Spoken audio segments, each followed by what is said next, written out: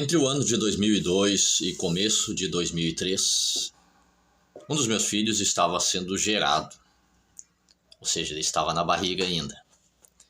E nesta época, eu não sei precisar em qual altura da gestação, eu fui convidado para levar a palavra no bairro Matias Velho, na cidade de Canoas.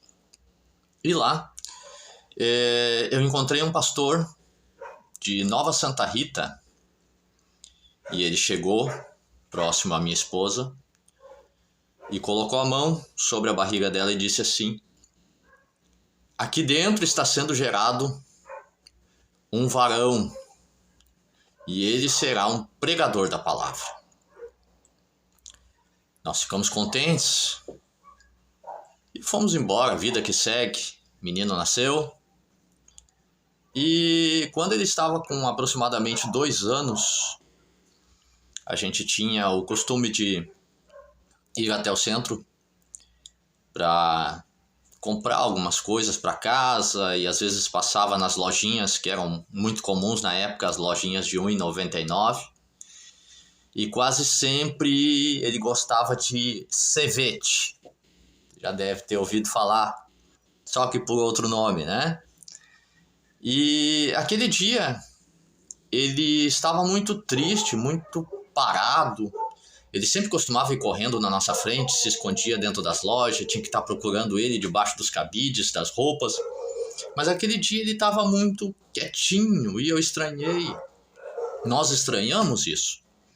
Estávamos eu, a minha esposa, ele e a sua irmã mais velha. E então, de repente eu perguntei se ele queria Cevette e ele disse que não. Perguntei se queria um cachorro quente, também não. Peguei ele no colo e ele adormeceu. Eu achei estranho, resolvi levar até o médico. E a minha esposa subiu com a outra filha, com a nossa filha, para casa. Subiu, eu digo, porque nós morávamos em um lugar alto. E então eu fui ao médico.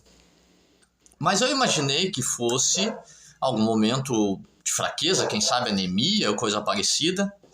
E quando eu cheguei até o médico e fui passar pela triagem, a enfermeira foi tirar os sinais dele e de repente ela saiu correndo da sala. Eu não entendi o porquê. Mas quando ela voltou, ela disse: pai, me dá ele rapidinho, depois eu te explico.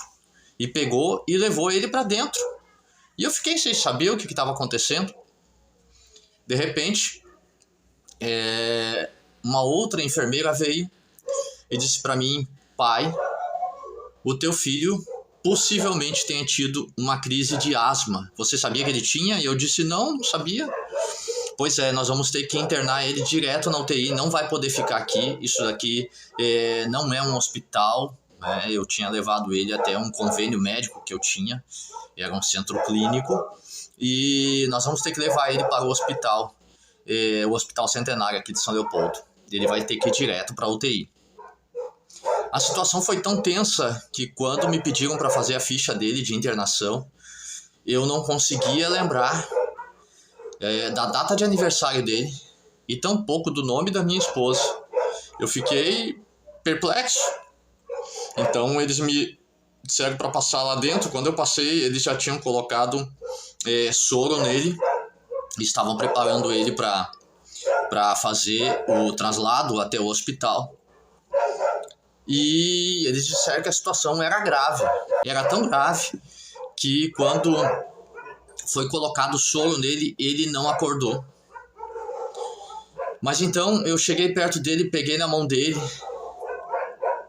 e eu disse: Deus, se o Senhor quiser levar ele é seu, foi o Senhor que nos deu. Mas o Senhor disse para mim que ele ia ser um pregador da palavra. E ele ainda não pregou a tua palavra, e eu acredito na tua promessa. Ele foi para o hospital, ficou lá, e logo a minha esposa veio para ficar com ele. Eu tinha que trabalhar. E no outro dia, ao meio-dia, eu cheguei, e quando eu cheguei para fazer a visita, eu disse o nome dele na recepção e eles disseram: Ah, desse daí deve ser o menininho que tá fazendo folia lá, ninguém consegue segurar ele, ele corre para um lado e para o outro. Eu disse, eu não sei, ele baixou o TI ontem. E eles disseram, sim, ele baixou o TI, mas tão logo ele baixou o TI, logo ele já saiu também. E ele já está bem, pai. Possivelmente vai ter alta hoje. Então, o que eu quero dizer para você? Todos nós temos promessas de Deus na nossa vida. E alguns têm algumas promessas que foram faladas em profecia, como foi o caso do meu filho. Ele hoje vai fazer 20 anos já. E ainda não pregou a palavra. Ele pregou quando era pequeno, gravamos até alguns vídeos. E até na igreja ele esteve pregando, mas eu sei que a promessa é muito maior. E eu estou ainda confiante nesta promessa. Confie também. E a palavra de Deus, ela tem muitas promessas para a minha e para a tua vida. Aproprie-se delas, tome posse. E Deus, ele vai cumprir cada uma das promessas nas nossas vidas. Que Deus abençoe. Até a próxima vez.